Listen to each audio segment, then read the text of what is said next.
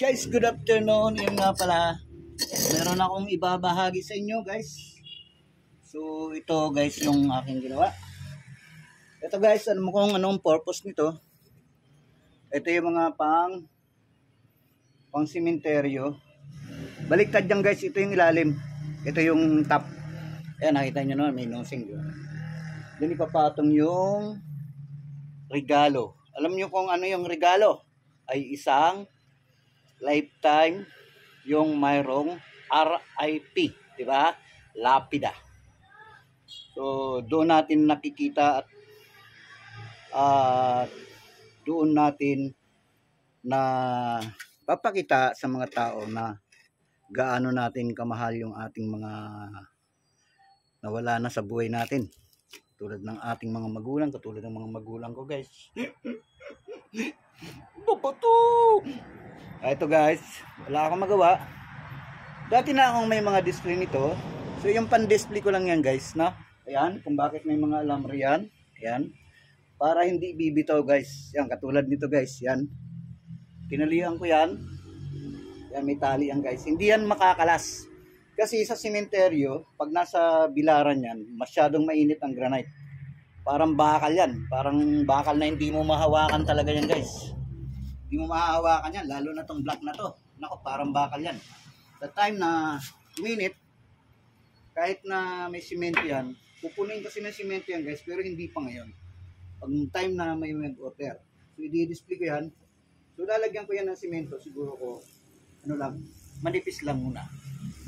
Para nabubuhat natin. Kasi matanda na tayo, hindi na natin kayang mabuhat ng mabigat talaga. 60 ton yan, si Larry Boy. So yun nga pala guys, kaya ako pinapaliwanag sa inyo to kung paano gumawa ng mas matibay. Yan. Yan guys, naka-ukit yan. Ukit yan sa granite. Hindi yan basta-bastang mababaklas guys kasi nakapasok siya doon sa ilalim. Naka 45 yan. Ganun. Yan. Ganyan. Kasi ito, once na uminit, kusang bumabaklas din to. Pero matagal. So mas maganda, kung mas matagal at matibay, bibigyan mo ng warranty yung kukuha, pwede kang magbigay ng warranty kasi garantisado ka sa ginagawa mo. Kasi nga, matibay. Hindi katulad ng didikit mo lang sa simento na hindi siya komportable. So yun guys, kaya ako ginagawa to para magbigay ako ng warranty 5 years. Pag ito, binili nila.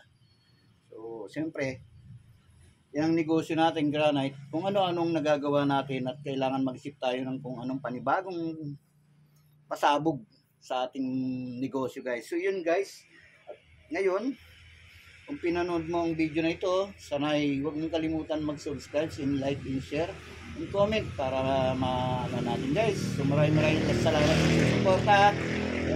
Maraming salamat sa mga sumusuporta sa channel ko guys. Huwag mong kalimutan mag-subscribe at panurin para makarating na tayo. So narating na natin, natapos na natin. So naghihintay na lamang tayo ng grasya. Kung noon, puro disgrasya. Ngayon, puro grasya naman ang hinihintay natin. So yun guys, maraming salamat at yun, na-update ko na sa inyo. Yan, bubuhusan natin ng simento yan guys. Paikot muna, temporary para kaya kong buhatin. So guys, kaya kong buhatin yan. Nabuo. Buo yan. Kaya lang bukas pa siguro kasi malambot pa yung mga, ito yung pangmasilya natin. Yan. Hindi ko na sa inyo kasi polymer lang yan guys. Parang marmol lang yan. Pang marmol. Pang granite talaga. Matibay yan. Kaysa yung mga nabibiling Tenax, yung mga nabibiling pandikit ng granite. Mahina yun. Hindi ako yung mga Glomax na yan, hindi mahina yun. Lalo na sa init. So yun guys, polymer is forever yan. Matagal yan. Maabot yan ng 40 years. Yun guys, kaya nagbibigay ako ng warranty yung kukuha dyan sa aking products. So yun guys, pasabog natin. Maraming salamat. At kung bago ka pa lamang, huwag natin kalimutan mag-subscribe. At kung nagustuhan mo ang video na to, ay pakishare na lang guys. I love you. Let's go!